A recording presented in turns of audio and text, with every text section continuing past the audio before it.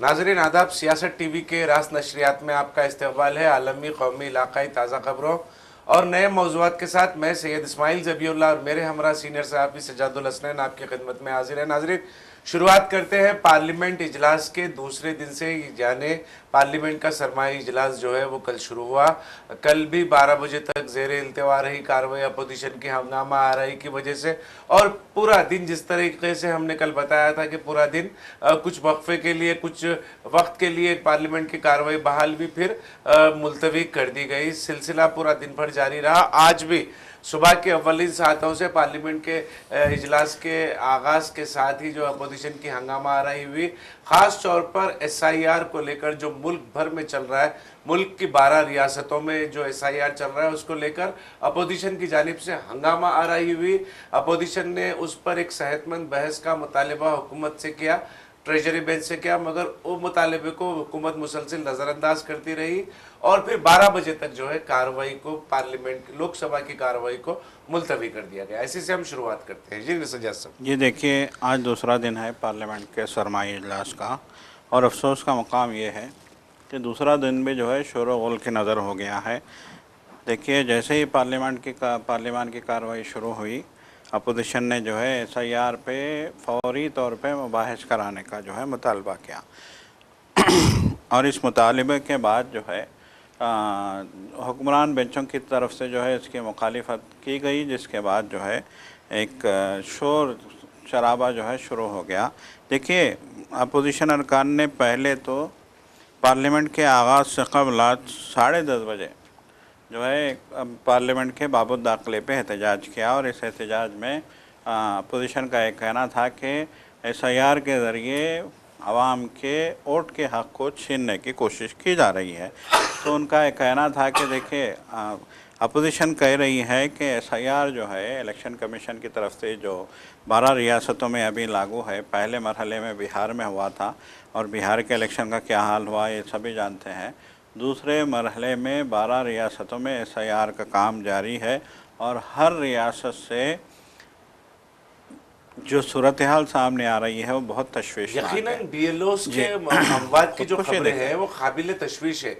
Booth level officer का मुतय्यन करना election commission किया करता है। हमने माजी में भी हमारे इस प्रोग्राम में ये बात पर मतलब इस तरफ इशारा किया है कि रियासत के मुख्तलिफ महकमों से ये BLOs को जो तकर्रुर किया जाता है उनका, उनसे ये काम लिया जाता है। BLOs की अचानक नागहानी हालात में अचानक से अमवात और पुरस्कार अमवात जो है वो सिलसिला जब शुरू हुआ तो वो ये एक नया मोड़ SIR का जो सिलसिला है वो उसने ले लिया। देखिए, सीधी कल जो है मैं अखिलेश यादव की जो है बयान देख रहा था, पार्लियामेंट के बाहर बयान देते हुए अखिलेश यादव ने कहा कि जो BLOs हैं ख़ुदकुशी करने की उन्होंने ये वजह बताई कि एक BLO को जितना काम दिया जा रहा है कि वो कर ही नहीं सकता। उनका ये कहना है कि एक फॉर्म भरने के लिए 1 घंटा होता, आधा घंटा होता है, और उनका ये कहना है कि पहले तो BLOs को ट्रेनिंग नहीं दी गई। जी, मतलब ये कि वो फॉर्म भरने के लिए जा रहे हैं तो वो ख़ुद कंफ्यूज हैं कि फॉर्म कैसे पुर किया जाए। तो उनका ये कहना था कि इतनी उजलत में ये काम क्यों कराया जा रहा है। उन्होंने जो है इसी पे सवाल उठाया कि इतनी उजलत क्यों है इलेक्शन कमीशन को।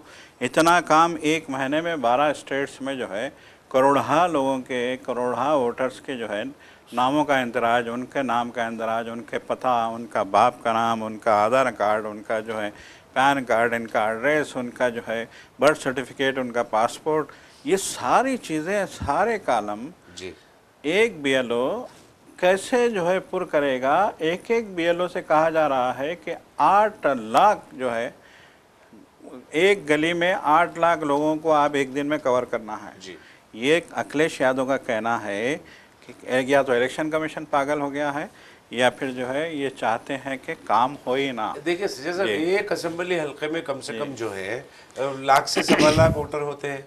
एक औसतन अगर हम पकड़ कर चले, कहीं पे ज्यादा कहीं पे कम का भी सिलसिला है, तो औसत अगर पकड़ के चले तो एक असेंबली हल्के में 1 लाख वोटर अगर है तो एक असेंबली हल्के के 30-35 हजार अगर एक डिवीजन में 25,000 एक डिवीजन में वोटर है तो 25,000 वोटर्स का, जैसा कि आपने इससे कबल भी बताया था, वो तफसीलात जब पेश कर रहे थे उसमें आपने कहा था कि कम से कम एक फॉर्म फिलअप करने के लिए, SIR का एक फॉर्म फिलअप करने के लिए एक BLO को लगभग 35 से 45 मिनट का वक्फा लगेगा। बिल्कुल। अगर 25,000 30,000 अगर एक डिवीजन में वोटर है और उनको अगर करना है तो उसके लिए जो वक्त मुकर्रर किया गया है वो काफी कम है। और फिर वो जो दबाव डाला जा रहा है BLOs पर, अपोजिशन का ये इल्जाम है कि उन इलाकों में, उन असेंबली हल्के जात में, मगरिबी बंगाल के उन असेंबली हल्के जात में जहां पर बीजेपी को वोट मिलने की तवक्को नहीं है, वहां के नामों को हज़फ कराने का काम BLOs के जरिए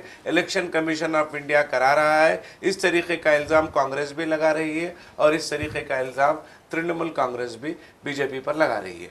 ये बिल्कुल देखिए, इसी इल्ज़ाम के चलते जो है ये BLOs पे प्रेशर और फिर जो है काम नाकाफ़ी होना। अब देखिए 1 महीना हो गया है, अब 14 दिन का और टाइम दिया गया है, तो आप इतनी उजलत क्यों कर रहे हैं? इतनी आपको जल्दी क्या है? इतनी क्या आपके अंदर घबराहट है? क्या दहशत है? क्या वहशत है? क्या आपके अंदर जो है राज है? क्या जो है आप करना चाहते हैं? ये सारे सवालात अपोजिशन करना चाहता है पार्लियामेंट में, और इसके लिए अपोजिशन जो है बहस कराना चाहता है, तो हुकूमत जो है बहस करने को तैयार नहीं है इस मामले पे, जिसके नतीजे में हम देख रहे हैं कि पार्लियामेंट की कार्रवाई जो है एक दिन तो गया पानी में, अब दूसरा दिन भी जो है जिस तरह की सिचुएशन है, आज का दिन भी जो है कार्रवाई नहीं होगी, ऐसा मालूम हो रहा है। यकीनन अब जिस तरीके की शुरुआत आज दिन में हुई है, ऐसे लग रहा है कि कल जिस तरीके से तातुल का शिकार बनाया गया, बारहा मुलतवी किया जाता रहा पार्लियामेंट का इजलास, उसी तरीके का काम जो है आज भी होने वाला है। ये तमाम चीज़ों के दरमियान में, ये हंगामा आराई के दरमियान में, ये 14 बिल हैं जो मरकजी हुकूमत, जो ट्रेजरी बेंच है, जो पार्लियामेंट में पेश करके उसको मंजूर करवाना चाह रहे हैं। उसमें एक बिल जो है 2 तारीख को तवक्को की जा रही थी कि एक बिल पेश किया जाए, एक्साइज जो है, एक्साइज के मुताल्लिक़ जो बिल है, सेंट्रल एक्साइज अमेंडमेंट बिल 2025, मरकजी आबकारी तरमीमी बिल जिसको हम कह सकते हैं 2025, उसको पेश करने का मंसूबा किया जा रहा था। इस बिल के तहत निर्मला सीतारमन चाहती है कि आबकारी मतलब जो अल्कोहल के जो अशियाजात हैं उनकी कीमतों में इजाफा करे, तंबाकू का जो अशिया मसनूआत हैं उस पर इजाफा करे, उस इजाफे के ज़रिए जो है वो एक्साइज ड्यूटी जो है उसमें इजाफा करे और उसकी जो आमदनी है वो आमदनी में हुकूमत को जो हो रही है उसमें इजाफा करे। तो ये तमाम एक तरफ हंगामा आ रही चल रही है। आप अपोजिशन को, जैसा कि सज्जाद साहब ने भी कल कहा था, मैंने भी ये कल कहा था कि वज़ीर आज़म ने एक नई रिवायत कायम की है नए पार्लियामेंट में। वो पार्लियामेंट में आने से कबल जो है इजलास जिस दिन शुरू होता है पहले दिन, पार्लियामेंट के ऐवान में दाखिल होने से कबल वो है जो मीडिया से बात करते हैं, मीडिया से खिताब करते हैं, मीडिया के सवालात का जवाब नहीं देते, मीडिया से वो रास्त खिताब करते हैं और रास्त खिताब करते हुए एक ऐसी बात कर देते हैं जिसकी वजह से पार्लियामेंट के अंदर और बाहर एक हंगामा खड़ा हो जाता है। कल भी उन्होंने इस तरीके की गुफ्तगू की, ड्रामेबाजी कहा, अपोजिशन की जो मतालेबात है, अपोजिशन का जो शोरगुल है, अपोजिशन का जो पार्लियामेंट के अंदर ऐवान के अंदर एहतजाज है, उसको ड्रामेबाजी कहा और ये कहा कि अगर आपको नारे लगाना है तो इन इलाकों में जाकर लगाए जहां पे आप शिकस्त खाकर आए। ये अफसोस की बात है, वजीर आजम के मुंह से ये इस तरीके के अल्फाज जो है वो शोभा नहीं देते, उन्हें वो जचते नहीं, क्योंकि एक बहुत बड़े आईनी ओहदे पर वजीर आजम फायज है और आप एक गली के एक लीडर की तरह बात करते हैं पार्लियामेंट के आप मीडिया पॉइंट पे खड़े होकर, तो ये काबिल अफसोस है। यकीनन देखिए इस तरह का जो है इश्तियालंगेज़ बयान देके उन्होंने शुरुआत कर दी। अब देखिए जब SIR पे बहस का मुतालबा कर रहा है पूरा का पूरा अपोजिशन, तो फिर उनको इजाज़त क्यों नहीं दी जा रही है? सबसे बड़ा सवाल ये है। अब 3-4 दिन ऐसे ही जाएंगे। आज स्पीकर ने कहा है, ओम बिरला ने, लोकसभा स्पीकर ने कहा है कि हम मिल बैठ के जो है इस मामले को सेटल करने की कोशिश करेंगे। अब देखिए जो तृणमूल कांग्रेस के MP है उनका कहना है कि तृणमूल कांग्रेस के एरियाज़ में, ख़ास तौर पे मगरिबी बंगाल में, उन इलाक़ों में जहाँ पे वोट 100% तृणमूल कांग्रेस के जो है वोट हैं, उन इलाक़ों में SIR हुआ ही नहीं है। मतलब ये कि BLOs को वहाँ भेजा ही नहीं गया, वहाँ पे फॉर्म कबूल ही नहीं किए गए, फॉर्म लिए नहीं गए, फॉर्म तकसीम नहीं किए गए। जी। उन्होंने कहा, तो इससे उन्होंने कहा कि इससे ये बात वाज़ेह हो जाती है कि जहाँ बीजेपी को वोट नहीं मिलेंगे वहाँ के वोटरों का वोट देने का हक जो है छीन लिया जाएगा। छीन लिया जा रहा है। ये बहुत ज़्यादा जो है तशवीश की बात है कि बीजेपी की, देखिए अब आप इसको हठधर्मी कहेंगे क्या कहेंगे, कि जो उसको वोट नहीं देता जी। उसका वोट छीनने का अब SIR के ज़रिए काम किया जा रहा है। इससे पहले भी बीजेपी के जो है MP ने कहा था, जो मरकज़ी वज़ीर हैं बिहार से जिनका ताल्लुक़ है, आपको याद होगा 2014 में जब इलेक्शन चल रहे थे तो बीजेपी के MP ने खुल के कहा था कि जो मोदी को वोट नहीं देगा वो पाकिस्तान चला जाए। गिरिराज सिंह, हम गिरिराज सिंह उनका की बात है, नाम बिल्कुल। लेने से नहीं जी। कतराएंगे, क्योंकि गिरिराज सिंह ऐसे लीडर हैं, जी। हेमंता बिस्वास ऐसे, योगी आदित्यनाथ, जी। बीजेपी के ऐसे लीडरान हैं, जब भी ये मुंह खोलते हैं इनके मुंह से सिवाय मुसलमानों के खिलाफ, अक़लियतों के खिलाफ जहर और आग की कोई दूसरी चीज़ नहीं निकलती। जी सजा साहब। जी बिल्कुल। तो गिरिराज सिंह ने जब ये कहा था कि जो मोदी को वोट नहीं देता वो जो है पाकिस्तान चला जाए, तो ये बड़ा जो है ये बड़ा इशू बना था उस ज़माने में। तो इसका जो है उनको इनाम मिनिस्ट्री की शक्ल में दिया गया था गिरिराज सिंह को। तो उस वक्त से लेके आज तक वो मिनिस्टर हैं। दो अवार्ड जी। थे उनको उस जी। वक्त जी, गिरिराज बिल्कुल। सिंह को। जी। एक अवार्ड तो ये था कि उन्होंने इस तरीके की इश्तियाल अंगेजी की जी। है। दूसरा, उन्होंने कन्हैया कुमार की जी। जो सियासी सफ़र जी। है उसको ख़त्म कर दिया था। इस तरीके का दावा भी उन्होंने किया था कि वो बेगूसराय से वो कन्हैया कुमार के मुकाबले में इलेक्शन उन्होंने लड़ा था। उसी जी। वक्त उन्होंने ये बयान दिया था और काबिल अफसोस बयान था। काफ़ी मजम्मत भी हुई उनके बयान की, जी। मगर जिस तरीके से सज्जाद साहब ने कहा है, जो भी मुसलमानों के खिलाफ ज़्यादा जहर उगलता है, जो भी फ़िरका परस्ती की, ज़्यादा फ़िरका परस्ती की बात करता है, उसे एजाज़ दिया जाता है। हद तो ये है कि हमने देखा कि बिल्किस बानो के जो मुजरिम थे, अस्मत रिजी के जो मुर्तकब हुए थे, जिन्हें सज़ा सुनाई गई थी, उनके पैरोल पर रिहाई के बाद गुजरात में उनकी गुलपोशी होती है। तो ये जो है ये बीजेपी की सियासत है। बिल्कुल बिल्कुल, ये बीजेपी की जो है जानिबदाराना सियासत है, शरंगेज़ सियासत है, गैर शफाफ सियासत है, बददियानती की जो है मिसालें कायम की जा रही हैं। जहाँ भी हम देखेंगे तो इसी बददियानती के ख़िलाफ़ पार्लियामेंट में अपोजिशन ये कह रहा है कि SIR का जो इशू है उस पर बहस कराए। देखिए, बहस का मतलब ये होता है कि ऐवान में अगर बाज़ाब्ता इस मामले पर बहस होती है तो हर MP को अपनी बात रखने, अपने दलाइल रखने और जो है इसके ख़िलाफ़ अपना जो है तहरीर जो है हवाले करने का जो है उसको मौका मिलता है स्पीकर के, और ये सारी चीज़ें रिकॉर्ड में आ जाती हैं। तो जब ये सारी चीज़ें पार्लियामेंट के रिकॉर्ड में आ जाती हैं तो फिर जो है प्रेशर बनता है और जो है हुकूमत को मजबूर होना पड़ता है कि अपोजिशन की बात सुनने के लिए।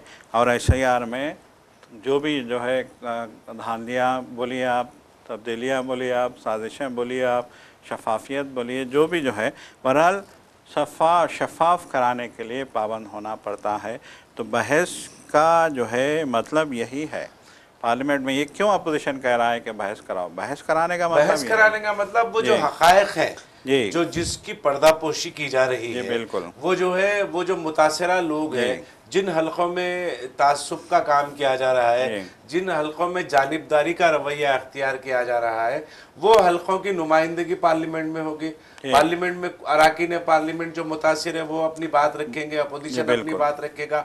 लामहला उसका जवाब अपोजिशन को, मतलब बरसर इक़्तिदार सियासी जमात को देना पड़ेगा, क्योंकि मुताल्लिक़ा वजारत जो है, वो जो इलेक्शन कमीशन जिसके भी तहत आता है, तो उन्हें तो अपडेट तो वो पूरी ही देंगे। तो फिर किस तरीके की पेशकदमी हुई है, कहाँ पे कोताही हुई है, कहाँ पे शफाफियत बढ़ती गई है, ये जवाब देना पड़ेगा।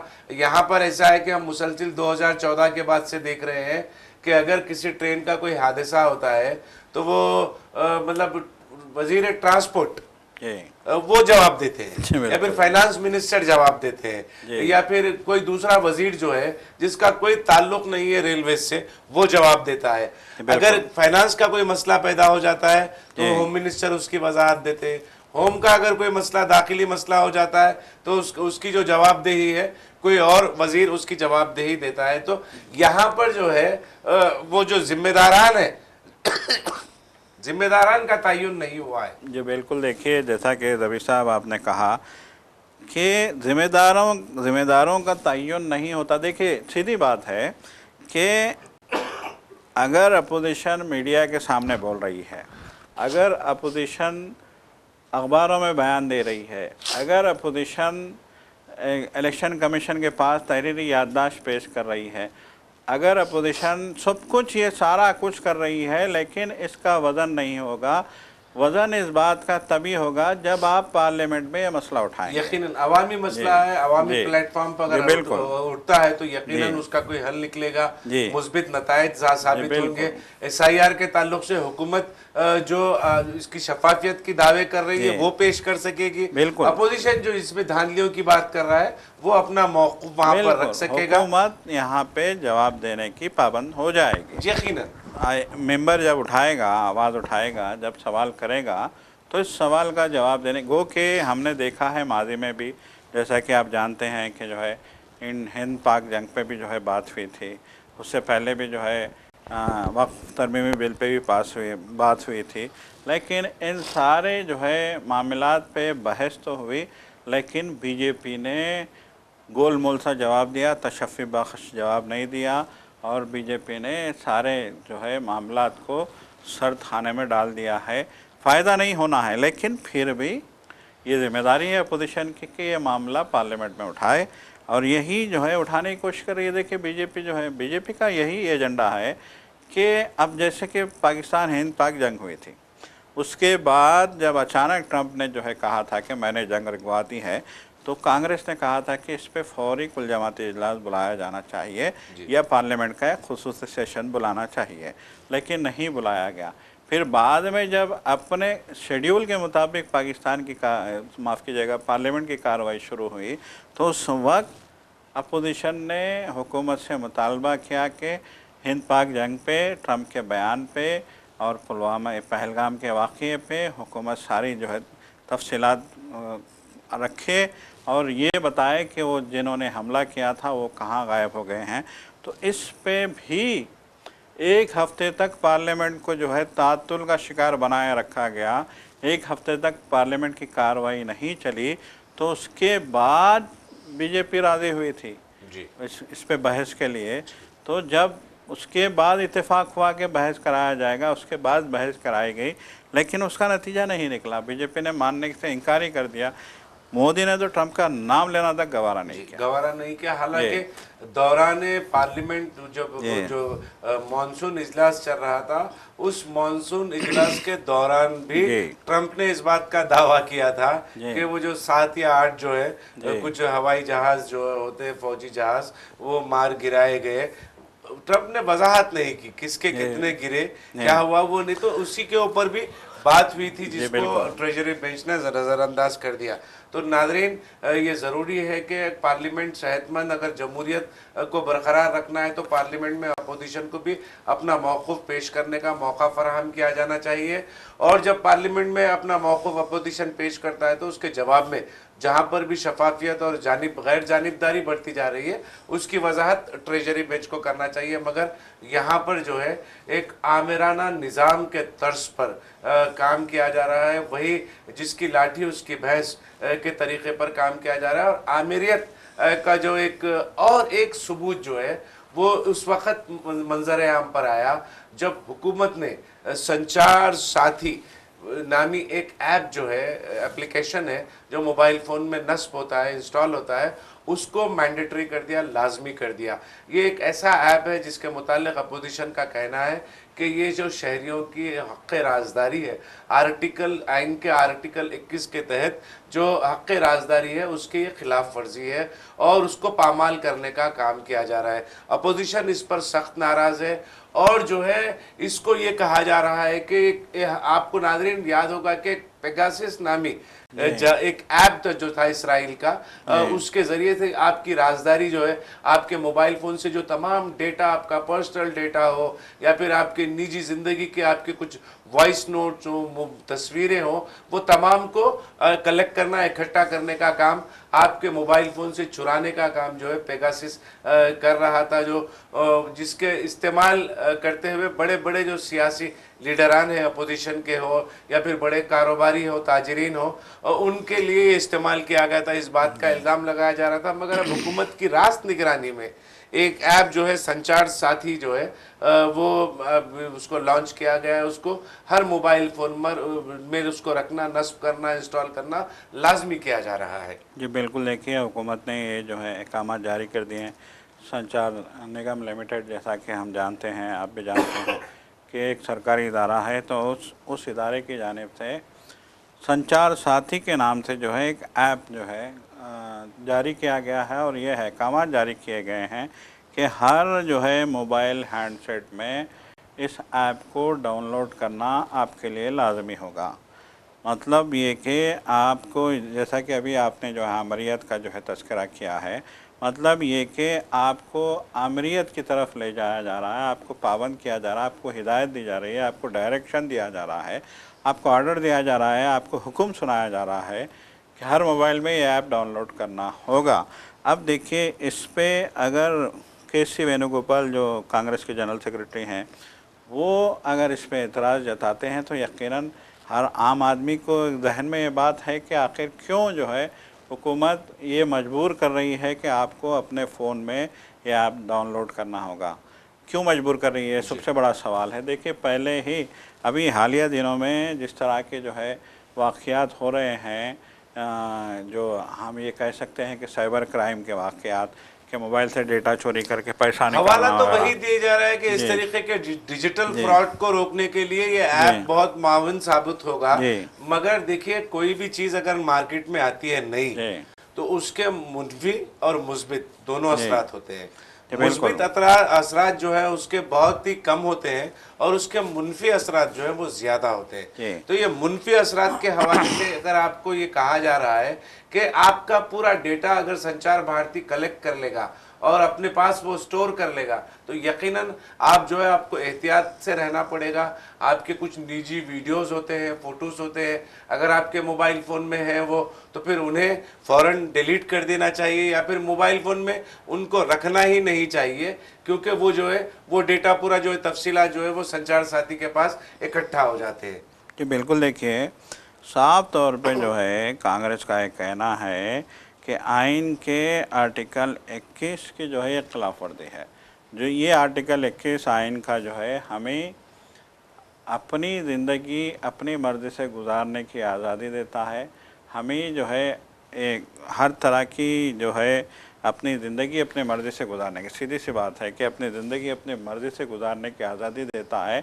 और आपकी मर्ज़ी पे अगर कोई मुसल्लत होना चाहता है तो ये आइन के खिलाफ वर्जी है। तो के.सी. वेणुगोपाल का यही कहना है कि आप हमारी प्राइवेसी में जो है मुदाखलत कर रहे हैं। महकमे टेली कम्युनिकेशन की जानिब से ये हिदायत जारी हुई है और ये मैंने जैसा कि अभी कहा कि ये हवाला दिया जा रहा है महकमे टेली कम्युनिकेशन की जानिब से कि ये जो ऐप है, ये ऐप के ज़रिए से साइबर सिक्योरिटी और जो फ्रॉड को रिपोर्टिंग करने का जिस तरीके से भी आपके साथ धोखा हो जाता है, किसी किस्म का माली धोखा हो जाता है या फिर कुछ और आपका सोशल मीडिया अकाउंट आपका हैक कर लिया जाता है, तो इस तरीके की जो जानकारी है और उसकी शिकायतें हैं आसानी के साथ इस ऐप के ज़रिए दिए जा सकते हैं। मगर अहम बात यहाँ पर यही है कि आपका डेटा जो है, वो जो आपके फ़ोन में आपका डेटा मौजूद होता है, जैसा कि मैंने अभी कहा कि कुछ शख्सी भी मामलात रहते हैं, उसमें कुछ तफसीलात रहते हैं, कुछ टेक्स्ट मैसेजेस रहते हैं, कुछ ऑडियो मैसेजेस रहते हैं। ये तमाम जो डेटा है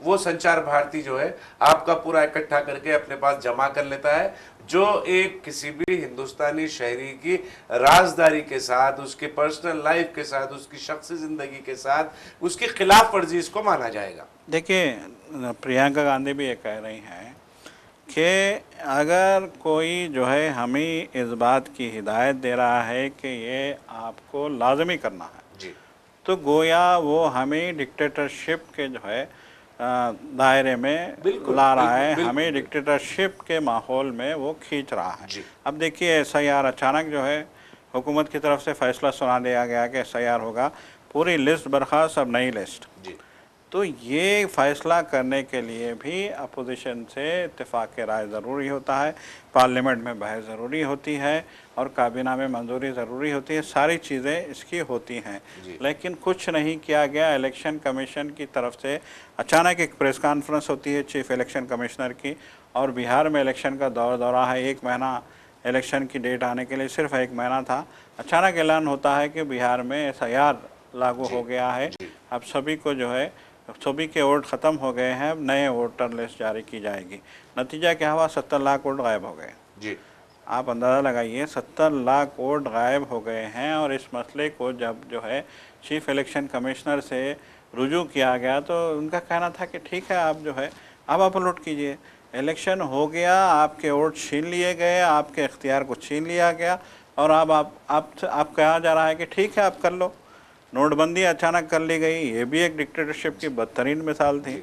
तो बहुत सारी मिसालें हम 2014 से देखते आ रहे हैं कि आम आदमी को किस तरीके से परेशान किया जाए, किस तरीके से अपने अब आप गिरफ्त में देखिए, लिया जाए। आप महकमे जी टेलीकम्युनिकेशन जो है, जी मोबाइल बनाने वाली सारी कंपनियों से ये उन्हें ये हुक्म देता है जी कि अंदरून 90 दिन जितने भी जी मोबाइल फ़ोन बनेंगे उसमें पहले से ही इस ऐप को नस्ब कर दिया जाए। जी यानी ये कि आपको अगर मोबाइल फ़ोन आप खरीदते हैं, जी ये 90 दिन के बाद जब भी जो भी मोबाइल फ़ोन आप खरीदेंगे जी उसमें आपको पहले से ये ऐप मिलेगा, मौजूद मिलेगा। जी जैसे ही आप अपना मोबाइल ईमेल आईडी आप उसके ऊपर रजिस्टर्ड करते हैं अपने नए मोबाइल फ़ोन पे, जी रजिस्टर्ड करने के साथ ही जो है जी वो है जो है आपका पूरा डेटा उसके पास चला जाएगा। चला गया। तो अब ऐसा लग रहा है कि हुकूमत नहीं चाह रही है कि स्मार्टफोन्स जो है या फिर आईफोन्स जो है ये फ़ोन ना चले, जी लोग बिल्कुल जो है पूरे पूरे पुराने उसमें आ जाएं, बेसिक मोबाइल फ़ोनों पर आ जाएं, बिल्कुल ताकि जो है वो जो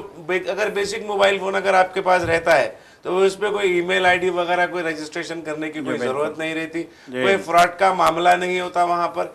तो जिस तरीके से हुकूमत जो है ढकेल रही है आपको, आप देखिए, अब कोई शख्स है उसको इस बात का डर है कि उसकी अपनी राजदारी जो है, जी उसकी अपनी शख्सी ज़िंदगी का इंकशाफ हो जाएगा या फिर वो खुलकर सामने चले जाएगा थर्ड पार्टी के पास, उसकी जो शख्सी तफसीलात है वो चली जाएंगी, तो लाजमी बात है वो कुछ ना कुछ तो एहतियात करेगा उसके लिए। तो फिर बिल्कुल ऐसा लग रहा है कि हुकूमत जो है बेसिक मोबाइल फ़ोन जो है उसकी तरफ मतलब मुल्क को ले जा रही है, शहरियों को ले जा रही है। जी बिल्कुल। देखिए जिस तरीके से अहकामात जारी किए जा रहे हैं, जिस तरीके से हुक्म सुनाए जा रहे हैं, एक जमहूरी मुमलिकत में जहां आवाम की हुकूमत है, वहां इस तरह के जो है अहकामात क़तई जो है काबिल कबूल नहीं है। कांग्रेस का भी यही कहना है, आइन का भी यही कहना है, इस मुल्क के दस्तूर का भी यही कहना है कि आप जो है आवाम पे अपने फ़ैसले थोप नहीं सकते। आप आवाम को किसी न किसी तरीके से जो है अपने दायरे में नहीं ले सकते, आप आवाम को सज़ा नहीं दे सकते। जैसा कि जो है एसआईआर है, इसके बारे में कहा जा रहा है कि जहाँ जहाँ जो है वोटर, जिन जिन इलाकों में वोटर जो है बीजेपी के ख़िलाफ़ वोट देते हैं, उन इलाकों में जो है बिल्कुल नाम पूरी तरीके से हज़फ कर दिए जाएंगे, वहाँ नाम शामिल ही नहीं किए जाएंगे, मतलब उनको वोट देने के हक़ से महरूम किया जाएगा। तो ये गैर मतलब एक मुनज़्ज़म तरीके से एक जो खौफनाक किस्म की ये साजिशें हो रही हैं, यकीनन ये बहुत ही तशवीश का बायस है। यकीनन देखिए बीजेपी आज इक़्तिदार से बाहर होते होते रह गई है, जी, वो नीतीश कुमार और चंद्रबाबू नायडू के सहारे चल रही है, लेकिन उसके बावजूद बीजेपी की जो ये हरकतें हैं, एक जानिब एसआईआर करवाना, दूसरी जानिब जो है अचानक ये अहकामात जारी कर देना, डिपार्टमेंट ऑफ टेलीकम्युनिकेशन की तरफ से जो है अहकामात आ जाना कि संचार साथी एक ऐप है उसको इंस्टॉल करना होगा। देखिए जो हुकूमत हमें ये हिदायत देती है, जो क्राइम के मतलब एक है जो आईटी माहिरीन हैं, हमें ये हिदायत देते हैं कि आप कोई अननोन ऐप जो है डाउनलोड ना करें। अब हुकूमत ये हमसे कहेगी कि इस ऐप को डाउनलोड करना आपके लिए लाजमी है, जी, तो सीधी सी बात है वो हमारे डेटा निकालना चाहती है, वो देखना चाहती है कि हमारा क्या रवैया है, हमारी क्या बात है, हमारा क्या जो है मंशा है, हमारी क्या जो है प्राइवेसी है, हमारे क्या ख्यालात हैं, ये सारे कुछ वो अपने पास रखना चाहते हैं। जी, तो ये देखिए एक शहरी की राजधानी के ऊपर कार्यस्थल पर प्रियंका गांधी ने यही कहा है कि ये कोई एक बात नहीं है और ये जो कोई ये मोबाइल फोन के जरिए से जासूसी करना तक महदूद नहीं है, ये इससे बढ़कर है। हुकूमत आमिरियत को जो है बीजेपी हुकूमत जो है आमिरियत को फ़रोग़ दे रही है और बीजेपी के ये रवैये से ऐसा लग रहा है और इससे ये बात साबित भी हो रही है कि पार्लियामेंट के अंदर हो या पार्लियामेंट के बाहर हो, अवामी किसी भी मसले पर वो जवाब देने के लिए तैयार नहीं है और उसके मुताल्लिक़ बात करने के लिए तैयार नहीं है। हमने देखा कल रात में भी और आज दिन में भी नेशनल न्यूज़ एजेंसी है तो उस पर प्रियंका गांधी बात कर रही थी। बड़ा जारहाना तेवर उनके थे, बड़ी जारहाना अंदाज में उन्होंने ये बात कही और आज जो है वो मुसलसिल ये कह रही हैं कि ये जो तरीक़ेकार है संचार साथी का जो उसको नस्ब करना इंस्टॉल वो ऐप को इंस्टॉल करना अपने मोबाइल फ़ोन में अहकामात महकमे टेलीकम्युनिकेशन की जानिब से जो जारी किए गए हैं वो एक आमिराना हद से बढ़ गए हैं, आमिरियत के जीता जागता सबूत है। बिल्कुल यकीनन देखिए, संचार साथी ऐप के हवाले से इस तरह के महकमा टेलीकॉम की तरफ से इस तरह की हिदायतें जारी करना, तमाम फ़ोन बनाने वाली कंपनियों को ये हिदायत देना, तमाम फ़ोन इंपोर्ट कंपनी फानन में देखिए आप एक तरीके एक जमहूरी निज़ाम है, अगर कोई बात पहले आती है कुछ बुलाया जाता है आप फौरन एक मसला चलते रहता है, गर्म है, SIR का इशू पूरे मुल्क में सरगर्म है, उसमें आप संचार साथी को लाकर आपने डाल दिया। एक के पीछे एक जो ये जो इशू डाइवर्शन टैक्टिस है, मौजूद जो मसाइल है वो मसाइल से लोगों के जहन को हटाने का जो मामला है, यह बड़ी महारत के साथ बीजेपी इन हरबों को इस्तेमाल करती है और इन हरबों के जरिए ही जो है अवाम को गुमराह रखने का काम किया जा रहा है। इस तरीके का इल्ज़ाम अपोजिशन की जानिब से मुसलसिल लगता आ रहा है और हमने भी इसका मुशाहिदा किया है। हम भी ये देख रहे हैं एक मौजू आता है, अगर कोई चीज़ अगर सरगर्मी के साथ हुकूमत के खिलाफ में अगर वो पड़ती है तो फिर कोई ऐसा वाक़या पेश आ जाता है, पूरी तवज्जो वहाँ से हटा दी जाती है, खा वो तेल का कीमतों में इजाफा, पेट्रोल की कीमतों में इजाफा हो या तेज़ी के साथ बढ़ती हुई महंगाई हो या सोने का जो सोने की रसाई है, गोल्ड की रसाई एक आम आदमी के दस्तरस से दूर हो जाए, तरकारी और रोज़ अशिया खुर्दनोश की कीमतों में बेतहाशा इजाफा हो जाता है। तो ये सब सारे मसाइल पर कोई बात नहीं कर रहा है, डाइवर्ट कर दिया गया है इन तमाम चीजों से। ये इश्यूज को ये जो अहम मसले बेरोजगारी का मसला है, वजीर आजम एक टेलीविजन चैनल के पास बैठकर इंटरव्यू देते हैं कि आपके टेलीविजन चैनल के बाहर जो है पकौड़े तलने वाला भी रोजगार, पकौड़ा तलना भी रोजगार है। इस तरीके की बात अगर वजीर आजम करते और उस पर बात नहीं होती, उस पर बहस नहीं होती, तो ये डाइवर्शन टैक्टिस है, उसका बड़ी महारत के साथ बीजेपी इस्तेमाल करती है। देखिए कितना अलमिया है ये, कितनी बुरी बात है, कितना जो है आवाम के साथ धोखा है कि एक तो आप जो है हुकूमत होने के बावजूद आवाम की फलाह बहबूद के काम नहीं कर रहे हैं, आवाम की राहत के काम नहीं कर रहे हैं, आवाम को महंगाई से राहत आप देना नहीं चाहते, आवाम को रोज़गार आप देना नहीं चाहते, आवाम के रोज़गार छीने जा रहे हैं, छोटी सनतें बंद की जा रही हैं, हालात जो है बहुत ही मुश्किल कर दिए गए हैं आवाम के लिए। और एक जानिब तो ये हो रहा है और दूसरी जानिब आवाम पे फिर एक नए अज़ाब जो है नाजिल किए जा रहे हैं, कभी SIR के नाम पे। आप देखिए जैसा 2014 के बाद से 2026 में जा रहे हैं, आपने कभी 15 लाख रुपए के मामले में हर अकाउंट में 15 लाख की जो बात की गई थी, वजीर आजम नरेंद्र मोदी ने बात की थी, उस पर कभी बात हुई? बीजेपी ने कभी उस पर मुंह खोला? हाँ, नितिन गडकरी ने मुंह खोला इस मसले पर और कहा कि वो एक झांसा था, हमें खुद यकीन नहीं था कि हम इतनी अक्सरियत से जीत जाएंगे, अब जो मुंह में आया बोल दिए, अब उसको पूरा नहीं कर सकते। 2 करोड़ हर साल नौकरियों का वादा किया गया था, वो वादे को फरामोश कर दिया गया। इस पर कभी बहस नहीं हुई, इस पर कभी बात नहीं हुई, ना पार्लियामेंट के अंदर भी, ना ये गोदी मीडिया के टेलीविजन चैनलों पर इसके ऊपर बहस हुई। बहस अगर होती है तो मौलाना महमूद मदनी के उस बयान पर होती है जिसमें उन्होंने शिद्दत पसंदी के खिलाफ में अगर कोई जिद्दोजहद जदोजहद करता है तो उसको अगर उन्हें किसी चीज से मंसूब किया तो उस पर बहस होती है, और उस पर ऐसी बहस होती है कि वो लगातार हफ्ता भर चलती है। बिल्कुल वो एक ही मौजू पर, क्योंकि वो एक मौजू मौजू ऐसा है कि पोलराइजेशन आसानी से होता है, उसमें वो लोगों को जो महमूद मदनी के नजरियात के ऐन खिलाफ सोचते हैं वो लोगों को मुत्तहिद करने का एक बेहतरीन जरिया बनता है। और फिर जो इल्जाम अपोजिशन की जानिब से गोदी मीडिया पर लगा है वो इल्जाम भी तो वो सच साबित होना है। इस तरीके के बयानात को लेकर आप महीनों हफ्तों बहस करते हैं, मगर बेरोजगारी पर आप बहस करने के अहल नहीं है। 2 करोड़ हर साल 2 करोड़ नौकरियां देने का वादा वजीर आजम नरेंद्र मोदी वजीर आजम बनने से कबल उन्होंने पूरे हिंदुस्तान भर में फिर किया था। 15-15 लाख रुपए हर अकाउंट में लाने की बात कही थी। काला धन जो है, जो पड़ा हुआ है स्विस बैंक में, बैरूनी ममालिक के बैंकों में पड़ा हुआ है, वो वापस लाने की, हजारों करोड़ रुपए वापस लाने की बात कही थी। मगर आप ही के राज में नीरव मोदी पैसे लेकर भाग गए, विजय माल्या पैसे लेकर भाग गए, मेहुल चौकसी पैसे लेकर भाग गए। यहाँ पे आने के बजाय उल्टा हिंदुस्तान का जो पैसा है वो वापस हिंदुस्तान के बाहर चला गया। बिल्कुल बिल्कुल जा रहा है, बल्कि अभी भी जा रहा है मसलसल। अब देखिए किस तरह की सूरत हाल इस मुल्क में है। इन हक़ाइक़ को बयान करने से भी जो है बीजेपी को गुस्सा आ जाता है। कल ही मैं एक न्यूज़ देख रहा था जबी साहब कि ये मौजू से हट के हैं, मगर बात अहम है। एक जो है छोटी सी स्टोरी आई थी जिसमें ये कहा गया था कि एक माँ है, उसके 5 नाबिना बच्चे हैं, वो पछड़ी ज़ात से ताल्लुक़ रखती है, लेकिन उसको खाने के लिए उनके बच्चों को एक दिन इंतज़ार करना पड़ता है।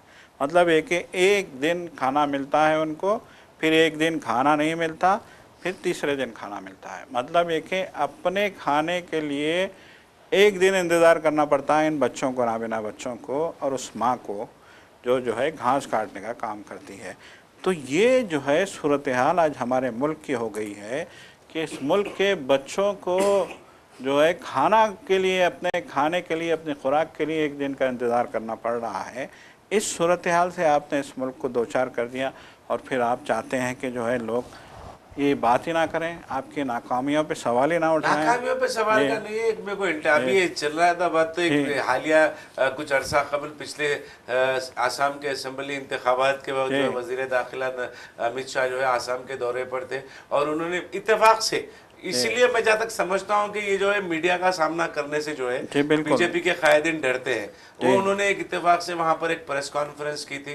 प्रेस कॉन्फ्रेंस करते हुए एक सहाफ़ी, जो एक मतलब एक खुददार दयानतदार सहाफ़ी ने सवाल किया था कि हेमंता बिस्वास को आपने करप्ट कहा था, चोर कहा था, और उन्हें मतलब जेल भेजने की बात कही थी। अब वो आपके चीफ मिनिस्टर हैं, तो इसके बारे में तो नहीं भैया, इस तरीके के सवालात नहीं करते। अमित शाह का ये जवाब था, ये जवाब था। तो ये अफसोस की बात है, अफसोस की बात है कि ये आप उसका जवाब देना था, मुस्बित अंदाज में उसका जवाब देना था, या फिर आप कहना था कि ठीक है थे हम तहकीकात करें, वो खाती नहीं पाएंगे। इस तरीके का जवाब अमित शाह वहां दे सकते थे, मगर उस सहाफी को उन्होंने कहा कि इस तरीके के सवालात आप नहीं कर सकते भैया। हैदराबाद में भी एक वक्त जो है पार्लियामेंट जल्दी इंतखाबात के लिए कुछ कैंपेन में वो आए थे, तो वो बात कर रहे थे। तो एक हमारा तेलुगु न्यूज चैनल का हमारा साथी है, वो उनकी गाड़ी पे चढ़ गया। वो बात करते हुए उसने पूछा कि वो जो केसीआर हुकूमत के खिलाफ में आप चल रहे हैं, जबकि केसीआर का बड़ा है, तो ऐसा लग रहा है कि आप सेक्रेटरीट से उठ के आकर मुझसे सवाल कर रहे हैं। इस तरीके उसको मुस्बित जवाब देने के बजाय उन्होंने, अमित शाह ने, ये तो यही वजह होगी शायद के पास, उनके पास कुछ जवाब नहीं रहता, या फिर वो फौरी तौर पर सोचकर कुछ बात नहीं कर सकते, स्क्रिप्टेड बात करने के आदी हैं। इसीलिए जो है मीडिया का सामना करने से अमित शाह हो या वजीर आजम नरेंद्र मोदी हो या फिर बीजेपी के दूसरे कायदीन हो कतराते हैं।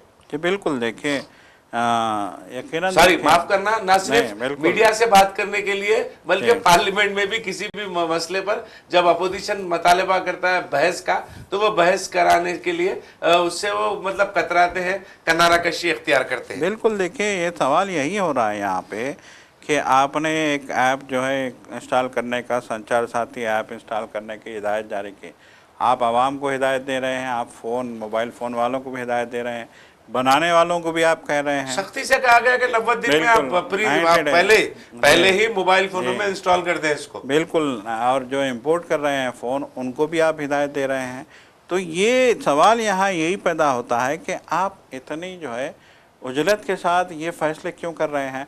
अब जब लोग जो है ये सवाल करते हैं तो फिर बीजेपी बोलती है कि मुल्क से गद्दारी कर रहे हैं, हम चाह रहे हैं कि यहाँ सिक्योरिटी हो, लेकिन ये लोग नहीं चाहते। तो अब यहाँ बीजेपी ऐसा मालूम होता है कि बीजेपी सोशल मीडिया से भी बौखलाहट का शिकार है। जी सोशल मीडिया से जो हक़ाइक़ सामने आ रहे हैं बीजेपी के ख़िलाफ़, उससे भी बीजेपी जो है खौफज़दा है और वो चाहती है कि जो लोग सोशल मीडिया पे इस तरह के बीजेपी के ख़िलाफ़ जो है वीडियोस वायरल करते हैं उनके गिर्द शिकंजा कसा जाए। ये जो है एक मंशा, कैसे कई मंशे हैं। जैसे कि प्रियंका गांधी ने कहा कि आप चाहते हैं कि आप हर शख्स का फ़ोन, मोबाइल फ़ोन जो है आप अपने मतलब कंट्रोल में रखें, आप उसमें जो है क्या क्या सरगर्मियां हैं, सारी सरगर्मियां, आपको याद सारी होगा ना डेटा सज्जाद साहब, कितना हंगामा जी आ रही हुई थी पिगासस का, जो जी बिल्कुल वो जो जी जो एप्लीकेशन के इस्तेमाल जी का मसला हुआ था, यहूदी वो बहुत हंगामा आ रही उस पर बिल्कुल भी थी। वो राहुल गांधी भी उसकी जद में आए थे, जी तेजस्वी यादव भी उसकी जद में आए जी थे, बिल्कुल अखिलेश यादव भी उसकी जद, नीतीश कुमार, चंद्रबाबू जी नायडू के तक नाम आए थे उसमें। बिल्कुल सभी जी के मोबाइल जी। फ़ोन जो है हैक किए गए थे। लेकिन अब तो यहाँ हैक नहीं किया जा बाकायदा रहा है, बल्कि हिदायत आप जारी की जा रही है। बोल के किया जा रहा है कि हम आपका जी डाटा ले रहे हैं। हम डाटा ले रहे हैं। देखिए आपको याद होगा कि इंतहाई जो है गज़ा में जब इंतहाई शरंगेज़ी हो रही थी इज़राइल की, तो उस वक्त जब जो है मुख्तलिफ़ ममालिक में जो है इस मामले को लेकर एहतजाज हो रहा था, तो जब इज़राइल के मग़रूर वज़ीर-ए-आज़म ने कहा था कि जिसके हाथ में स्मार्टफ़ोन है वो हमारे शिकंजे में है। ये जो है इज़राइली वज़ीर-ए-आज़म का बयान है जी और उस बयान को आप यहाँ पे इस संचार साथी के ज़रिए ऐसा मालूम होता है कि सच करना चाहते हो। यकीनन संचार साथी के जरिए एक तरफ तो ये कहा जा रहा है कि ये जो डिजिटल फ्रॉड है, जी धोखाधड़ी या ऑनलाइन रॉबरी है, ये तमाम चीज़ों से आपको रोकने का काम किया जा रहा है, आपको बचाने का काम किया जा रहा है। दूसरी तरफ ये है कि आपके वो तफसील उसके टर्म्स एंड कंडीशंस में ही ये मेंशन किया हुआ है, ऐप के टर्म्स एंड कंडीशन में ही, कि आप अगर ये इंस्टॉल करते हैं तो ये तमाम चीज़ें होते हैं आपके साथ, आपका डेटा वगैरह वो जो है वो ट्रांसफ़र के होने की कभी इम्कानात हैं। इस तरीके की बात कही जा रही है। नाज़रीन, अब हम रुख करते हैं कर्नाटका का, जहां पर DK शिव कुमार और सिद्धारामैया के दरमियान में पार्ट 2 लंच का एहतमाम किया जा रहा है। एक अहम बात यह है कि कर्नाटका का मशहूर जो नाटी चिकन है, वो नाटी चिकन जो है वो इस मीनू में रहेगा। सिद्धारामैया खुद जो है वो DK शिव कुमार के घर जा रहे हैं। तो जहाँ पर जिस तरीके की बात चल रही थी, जिस तरीके की हंगामा हो रही थी सियासत को लेकर, कुर्सी सदारत को लेकर, चीफ मिनिस्टर की कुर्सी को लेकर, DK शिव कुमार और सिद्धारामैया के दरमियान में जो तसादुम है, वो तसादुम को लेकर जिस तरीके के क़यास आ रही हैं और जिस तरीके की बातें और ख़बरें और अफवाहें चल रही थी, वो आहिस्ता आहिस्ता मुंदमिल होती नज़र आ रही है। देखिए 2 दिन पहले आपको याद होगा कि जब DK शिव कुमार दिल्ली से वापस आए थे, तो उस वक्त बाज़ाब्ता सिद्धारामैया और DK शिव कुमार ने एक मुश्तरका प्रेस कॉन्फ्रेंस की थी। प्रेस कॉन्फ्रेंस से पहले इन दोनों की मीटिंग हुई थी अलहदगी में। मीटिंग में बड़े जो है मतलब है कि मीडिया वालों ने बड़ा शोर मचाया था कि सिद्धारामैया और DK शिव कुमार जो है खामोशी में अकेले में बंद कमरे में मीटिंग कर रहे हैं, न जाने क्या होगा, हुकूमत रहेगी कि गिरेगी वगैरह वगैरह, इस तरह की जो है बड़ा जो है ख़ास तौर पे कर्नाटक के मीडिया में जो है ये चीज़ें बहुत ज़्यादा जो है उछाली गई थी। फिर उसके बाद जो है अचानक इस मीटिंग के बाद सिद्धारामैया और DK शिव कुमार जो प्रेस कॉन्फ्रेंस करते हैं, मीडिया के नुमाइंदों को इनवाइट करते हैं, उनके तमाम सवालों के जवाब देते हैं और वाज़ेह तौर पर ये बयान जारी करते हैं कि हम में कोई इख्तिलाफ़ नहीं है और हुकूमत को कोई ख़तरा नहीं है। और DK शिव कुमार साफ़ तौर पे कहते हैं कि हमारे मुखालिफिन और बीजेपी नहीं चाहती कि जो है हमारी हुकूमत लंबी चले। वो जो है इस तरह की अफवाहें उड़ा के हमारी हुकूमत को कमज़ोर करने की कोशिश कर रही है, लेकिन उनका एक ख्वाब पूरा नहीं होगा। DK शिव कुमार ने ये बात कही थी। फिर उसके एक दिन बाद फिर जो है DK शिव कुमार की जो है बयान आता है बाज़ाब्ता, जिसमें वो कहते हैं कि हमारे बीच में कोई इख्तलाफ नहीं है, हमारी काबीना में भी कोई इख्तलाफ नहीं है, हमारे जो है हुकूमत के किसी भी जो है मामले में कोई इख्तलाफ नहीं है, हम मुत्तहिद हैं और हमारी हुकूमत मुस्तहकम है। ये कल की बात है। आज फिर जो है बाज़ाब्ता जो है दोनों के डी के शिव कुमार ने जो है सिद्धारामैया को लंच पे बुलाया है, चीफ मिनिस्टर को, और जो है इस लंच के ज़रिए वो ये पैगाम फिर से देना चाह रहे हैं कि जो उछाल रहे हैं इस मसले को। नहीं सर साहब, दो चीजें यहाँ पर काफी अहम है। एक तो जी। ये है कि सीधा डीके शिव कुमार का दिल्ली जाके आने के जी। बाद बयान, और दिल्ली में खुद पीटीआई को उन्होंने बात करते हुए, पीटीआई के कैमरा पर्सन से, रिपोर्टर से बात करते हुए उन्होंने ये कहा था कि मुझे कोई उजलत नहीं है, मैं कोई जल्दी में नहीं हूँ और मेरे को कोई ओहदे का ऐसा लालच नहीं है। पार्टी हाईकमान जो फैसला करेगा, पार्टी हाईकमान जो हुक्म देगा, उसकी तकमील मेरी जिम्मेदारी है, हुक्म बजा लाना मेरी जिम्मेदारी है। और फिर कर्नाटका में भी जो है सिद्धारामैया ने भी इसी तरीके का बयान दिया था। जैसा कि डीके शिव कुमार ने कहा, सिद्धारामैया भी कह रहे हैं कि अपोजिशन जो है कर्नाटका में, वो जो है ये हमारी जो कांग्रेस की हुकूमत है उसको मुस्तहकम होने नहीं देने के लिए इस तरीके की अफवाहें उठा रहा है। ये हकीकत कहीं ना कहीं नजर आती है सज्जाद साहब जी। बिल्कुल, देखिए इसमें कोई जो है इनकार नहीं है। देखिए जब हुकूमत बनी थी सिद्धारामैया की, आपको याद होगा जब हैरत अंगेज़ तौर पे कर्नाटक में कांग्रेस जो है वाज़ेह अक्सरियत के साथ इक़्तिदार में आई थी, तो उस वक्त भी हैरत अंगेज तौर पर आप इसको कहेंगे तो थोड़ा सा मैं इस पे इत्तेफाक नहीं करूंगा, क्योंकि वहां पर जो है अक़लियतों ने खुलकर जो है कर्नाटका में खुलकर अक़लियतों ने कांग्रेस का साथ दिया। जनता दल सेक्युलर को भी वो अक़लियतों ने नजरअंदाज कर दिया, उनकी पेशकश को, तमाम पेशकश को ठुकरा दिया।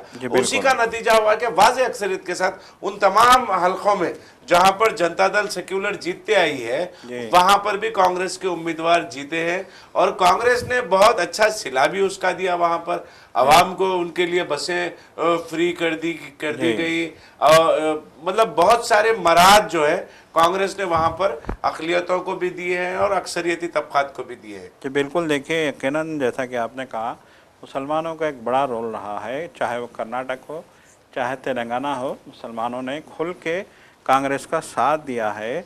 और देखिए मुसलमान तो पूरे इंडिया में कांग्रेस का साथ क्यों दे रहे हैं, सीधी सी बात है कि बीजेपी की जो शरंगेदी है, बीजेपी के जो मंसूबे हैं, बीजेपी का मुसलमानों के ख़िलाफ़ जिस तरह से खुल के बीजेपी बोल रही है, जिस तरह से मुसलमानों के घर गिराए जा रहे हैं, जिस तरह से मुसलमानों के लिए ज़मीन तंग की जा रही है, जिस तरह से मदरसों को टारगेट किया जा रहा है, और मुसलमानों को जिस तरीके से, चाहे वो योगी आदित्यनाथ हो, चाहे वो जो है बसवा शर्मा हो, चाहे कोई और लीडर हो, चाहे वज़ीर आज़म हो, सभी की ज़ुबान मुसलमानों के हवाले से चलती है तो बेलगाम चलती है, और ये चीज़ मुसलमानों को यकीनन पसंद नहीं आ रही है।